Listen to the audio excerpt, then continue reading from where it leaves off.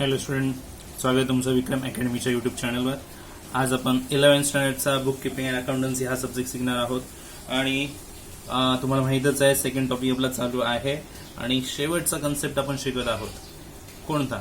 Accounting equation, ज्याच्यामध्ये asset is equal to liabilities plus capital असं equation आहे.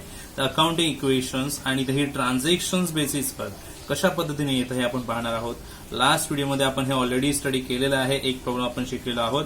आता आपण या व्हिडिओमध्ये जवळजवळ 2 प्रॉब्लेम तरी शिकणार आहोतच.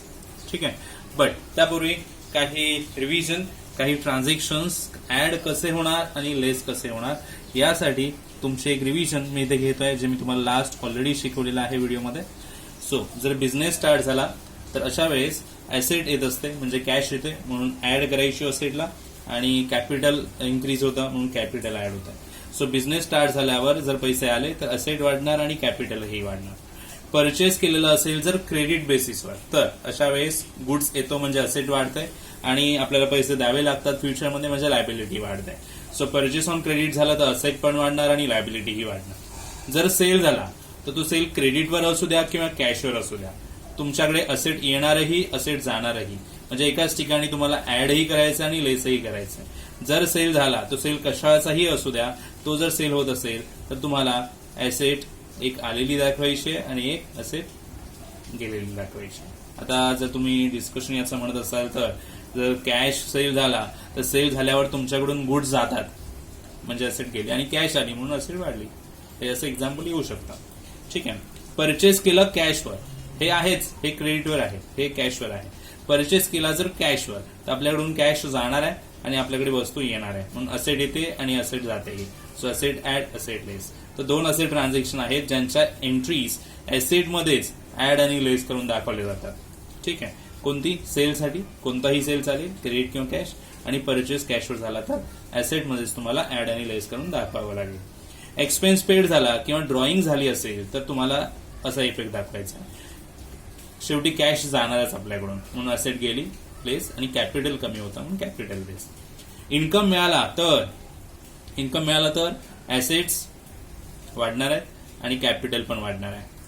आणि गुड लॉस झाला, गुड लॉस होण्याचं रिझन काही असू शकतं. जर ते गुड्स लॉस झाला असेल तर असेट्स कमी होणार, कॅपिटलही कमी होणार. हे तुम्हाला लक्षात ठेवायचं आहे. या बेसिसवर अकाउंटिंग इक्वेशन येणार आहे. हे तुम्हाला इझी करून देण्यासाठी हे दिलेलं आहे. अदरवाईज आपण डायरेक्टही करू शकतो विचार करून, नो प्रॉब्लेम. बट हे ह्याच्यानुसार केलं तर तुम्हाला आणखी थोडी हेल्प होईल म्हणून हे तुम्हाला दिलेलं आहे. चला, आता मी प्रॉब्लेम तुम्हाला दाखवतो नंबर 2, कारण पहिला प्रॉब्लेम आपण पहिल्या व्हिडिओमध्ये घेतलेलाच आहे. आता प्रॉब्लेम नंबर 2 घ्यायचा आहे आपल्याला. ट्रान्झॅक्शन्स मी इथे सर्व अरेंज करून ठेवलेलं आहे आणि तुम्हाला आता लक्ष द्यायचं आहे त्याच्यामध्येच प्रॉब्लेममध्ये. येस, सो हा सेकंड प्रॉब्लेम आपण स्टार्ट करतो. मी सर्व अरेंजमेंट करून ठेवलेली आहे. ट्रान्झॅक्शन्स कसे अरेंज करायचे हेही तुम्हाला मी करून दाखवलेलं आहे. लास्ट व्हिडिओमध्ये तुम्हाला समजलं असेलच. मी ट्रान्झॅक्शन सुद्धा लिहून ठेवलेले आहेत. याच्यानं तुम्हाला समजेल की बुकमध्ये लिहिताना कशा पद्धतीने लिहायला हवं. ट्रान्झॅक्शन्सला स्पेस जास्त असेल, ऍसेट, लायबिलिटीज आणि कॅपिटलला स्पेस किती यायला हवा, तर तुम्ही बुकमध्ये प्रॉपर अरेंज करू शकता ना. आता आपण स्टार्ट करूया, बघूया काय म्हटलेलं आहे. ट्रान्झॅक्शन्स आपल्याला इक्वेशन्स बेसिसवर लिहायचं आहे. Rupali Cummins business with bank balance ₹25,000. 25,000 त्याच्याकडे बँक बॅलन्स होता, तो त्यांनी बिझनेसमध्ये आणला.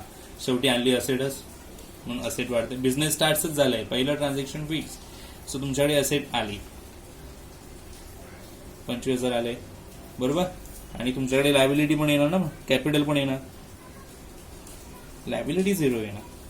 मग इथे सायन्स सेम लिहायचे बरे आहेत ते. ओके, आता ऍड करायला काय पहिल्या ट्रान्झॅक्शन मध्ये काही नाहीये. मग या लाईनच्या खाली तुमची जी काही टोटल आहे ती येणार. 25,000 इज इक्वल टू 0 प्लस 25,000 कॅपिटलमध्ये, आणि हे इक्वेशनचं पहिलं ट्रान्झॅक्शन कम्प्लीट झालं. बिझनेस स्टार्टच आहे ते. कमेन्स बिझनेस म्हणजेच बिझनेस स्टार्ट, आणि बिझनेस स्टार्ट मी तुम्हाला म्हटलं की असेटमध्ये आणि कॅपिटलमध्ये लिहिलं ना. आता पुढचं ट्रान्झॅक्शन दिसतंय तुम्हाला, परचेस केलेलं आहे. परचेस केलंय मशिनरी, ठीक आहे, नो प्रॉब्लेम. कशी केले? कॅशवर. कॅश परचेससाठी तुम्हाला काय करायचं आठवतंय ना? येस, कॅश परचेस म्हटलं की तुम्हाला ऍसेटमध्येच इफेक्ट दाखवायचे, ऍड पण आणि लेस पण. तर एकाच ठिकाणी ऍड आणि एकाच ठिकाणी लेस ऍसेटमध्येच. का, कसं काय, जर एक्सप्लेन करायचं झालं तर आपण म्हणू शकतो, तुम्ही परचेस केलं मशिनरी म्हणजे वस्तू आली तुमच्याकडे म्हणून वाढले 5,000, आणि पण कॅश गेले आपल्याकडून म्हणून असेट कमी झाली मायनस आहे ना, हे 5,000. आता याच्यात ऍड आणि लेस केले तर शेवटी राहणार तेवढेच 25,000. ओके, इकडे आधी करूया, इकडे 0 0 0 0. ओके, दोन्ही इथेच इफेक्ट गेल्यावर इकडे काहीच नाही. मग हे ॲज इट इज आणि हे पण ॲज इट इज ट्रान्झॅक्शन झालं. म्हणजे कॅश परचेस असेल तर ॲसेटमध्येच ॲड, ॲसेटमध्येच लेस करायची सेम अमाऊंट आणि खाली घ्यायचं. ठीक आहे, आता पुढे ट्रान्झॅक्शन कंटिन्यू करूया. बॉट गुड्स, बॉट म्हणजेच परचेस, बॉट म्हणजेच परचेस असतं. Purchase goods from Swara worth ₹3,000 on credit. Credit केलेलं आहे, क्रेडिटवर केलेलं आहे. बॉट म्हणजे परचेस, परचेस कसं झालाय क्रेडिटवर. आता क्रेडिटवर परचेस झाला तर ऍसेटला येतो आणि एक लायबिलिटी बंद आहे. किती व्हॅल्यूच आहे 3,000. म्हणजे वस्तू आली तुमच्याकडे, बरोबर. आणि क्रेडिटवर म्हणजे उधारीवर पैसे द्यायचे बाकी आहेत, म्हणजे लायबिलिटी मध्ये जाणार. येस, मग इकडे इफेक्ट शून्याचा. आता हे ऍड होतील, लाईन दिलेलीच आहे ट्रान्झॅक्शनच्या खाली, त्याच्या खाली तुमची टोटलिंग येणार. इथे किती येणार 3,000, इकडे किती येणार 25,000. ओके, आता next transaction paid for salaries. किती 3,000 दिलेले आहेत सॅलरीजचे. आता सॅलरी दिली म्हणजे पैसे गेले, एक्सपेन्सचा इफेक्ट तुम्ही बघू शकता. असेट कमी होणार, पैसे दिले म्हणजे असेट कमी झाली, कॅश गेली म्हणजे असेट कमी झाली. आणि आपल्याकडे लॉस झाला ना, सॅलरी दिली म्हणजे आपल्यासाठी एक प्रकारे लॉसच झाला, तो खर्च झाला. आणि खर्च कॅपिटल कमी करतो, म्हणजे इथे लिहिणार तुम्ही इफेक्ट बघा. तुमच्याकडे लिहिला असेल एक्सपेन्स पेडसाठी काय म्हणणार, असेट कमी होणार आणि कॅपिटल कमी होणार, लायबिलिटीला इफेक्ट नाही. तर मग हे कमी होतील कारण मायनस आहे 25,000, हे 3,000, हे लेस होती 22,000. ओके, आता रिसिव्ह इंटरेस्ट म्हणजे इन्कम रिसिव्ह झालेला आहे.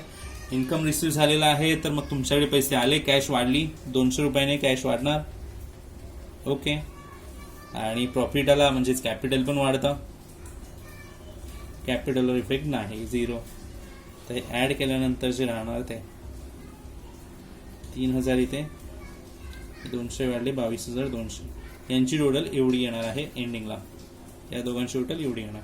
सो ट्रान्झॅक्शन 5च होते, त्याच्यामुळे हे अकाउंट इक्वेशनचा पहिला जो इथे प्रॉब्लेम आपल्यासमोर होता म्हणजे प्रॉब्लेम नंबर 2 संपलेला आहे. तुम्हाला कळलं की नाही बघा. ट्रान्झॅक्शन्स आधी स्पेशल मी लिहून ठेवलेले होते आणि त्यांनाच फक्त आपण इफेक्ट देत गेलेलो आहोत. इफेक्ट कसे दिलेले आहेत तुम्हाला आता कळलेलं आहे. ठीक आहे, आता मी आणखीन एक प्रॉब्लेम घेणार आहे, तुम्हाला लक्षात द्यायचं आहे. तो प्रॉब्लेम नंबर असणार आहे 3. ठीक आहे, चला तर मग जाऊयात प्रॉब्लेम नंबर 3 कडे. ओके, पहा प्रॉब्लेम नंबर 3 तुमच्यासमोर ट्रान्झॅक्शन मी अरेंज करून ठेवलेलेच आहेत. ओके, सो पहा पहिलं transaction. Arjun started business with cash ₹90,000. Business स्टार्टच आहे ना.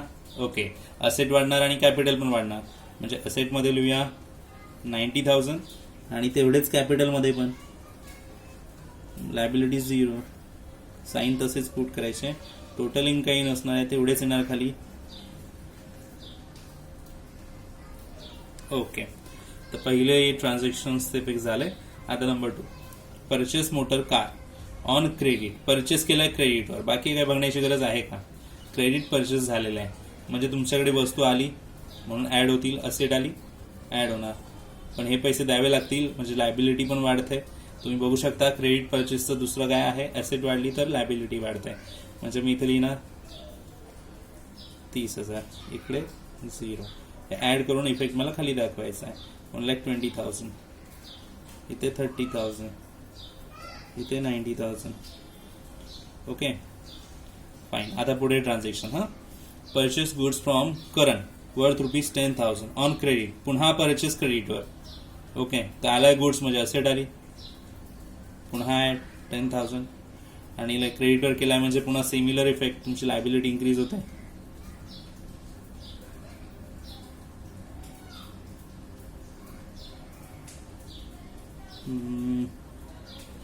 इथे 0चा इफेक्ट येणार आहे कारण हे इथे सेम असावं.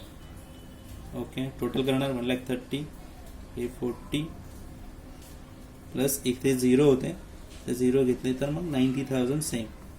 ओके, याचं 2 इफेक्ट झाले, इथे चुकून आला होता. ठीक आहे, चला पुढे जाऊया. Good destroy by fire ₹1,000. Good destroy झाला, मी लिहून दिला गुड डिस्ट्रॉयचा. काय म्हटलंय गुड डिस्ट्रॉय, तर तुमच्याकडून गुड्स गेला म्हणजे असेट गेली तुमच्याकडून, लॉस झाली.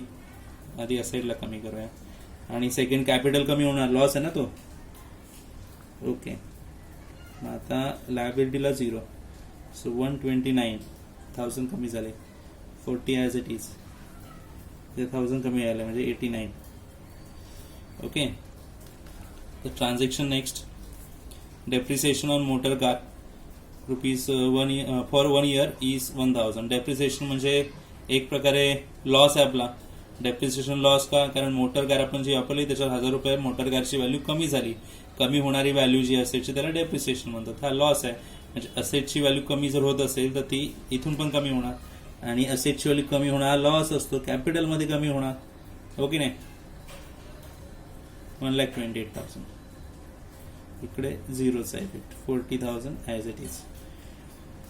डेप्रिसिएशन लक्षात घ्या, डेप्रिसिएशन हा एक लॉस असतो. लॉस का? कारण त्याच्यामुळे असेटची व्हॅल्यू कमी होते डेप्रिसिएशनमुळे. असेटची व्हॅल्यू आहे तशी तर राहणार नाही, कमी होणारच ना. मग आधी असेटला कमी करा आणि मग ते कॅपिटलला कमी करा. Goods sold for cash ₹5,000. Goods विकलेले आहेत आणि कसे विकलेत? कॅशवर. तर सेल केलाय आणि सेल कसाही झालेला आपल्याला, कॅशवर पण क्रेडिटवर पण, कारण दोन्ही इफेक्ट एकाच ठिकाणी जातात. मग आधी आपण इथे ऍड करूया. सेल केल्यावर पैसे आले म्हणजे असेट आली, आणि वस्तू गेली म्हणजे असेट गेली. असेट येण्याचा, असेट जाण्याचा, म्हणजे अमाऊंट तर बदलणार नाहीये, तेवढीच राहील. आधी इथे लिहूया 00 00, 40,000 ॲज इट इज आणि 88,000 as it is. Okay, so असे झाले ट्रान्झॅक्शन्स. तर आपण इथे 2 प्रॉब्लेम्स सोडवले, प्रॉब्लेम नंबर 2 आणि प्रॉब्लेम नंबर 3. अकाउंटिंग इक्वेशन्स कसे करायचे होते हे आपण पाहिले. मी ट्रान्झॅक्शन्स आधीच लिहून ठेवले असल्यामुळे जरा कमी वेळेत झालेले आहेत, पटकन झालेले आहेत, नो प्रॉब्लेम. पण तुम्हाला एवढं सर्व लिहावं लागणार आहे, तुम्हाला स्वतः करावं लागेल. मी म्हणजे तुम्ही स्वतः न बघता ट्राय केला तर तुम्हाला जास्तीत जास्त हे व्यवस्थित आणि परफेक्ट करता येईल. ओके, ट्रान्झॅक्शन समजून घ्या नक्की. ट्रान्झॅक्शन्सचा इफेक्ट कसं जाणार आहे, कुठे ऍड होणार, कुठे लेस होणार हे लक्षात घ्या, आणि त्यानुसार तुम्ही नंतर ट्राय करा. ठीक आहे. आय होप तुम्हाला दोनही प्रॉब्लेम कळले असावेत. तुम्हाला काही डाऊट्स असतील तर तुम्ही मला कमेंट सेक्शनमध्ये विचारू शकता. आपण नक्कीच त्याच्यावर काहीतरी डिस्कशन करूया. ठीक आहे. सो आता आपण भेटूया पुढच्या व्हिडिओमध्ये पुढचे प्रॉब्लेम्स घेऊन. तोपर्यंत गुड बाय, टेक केअर.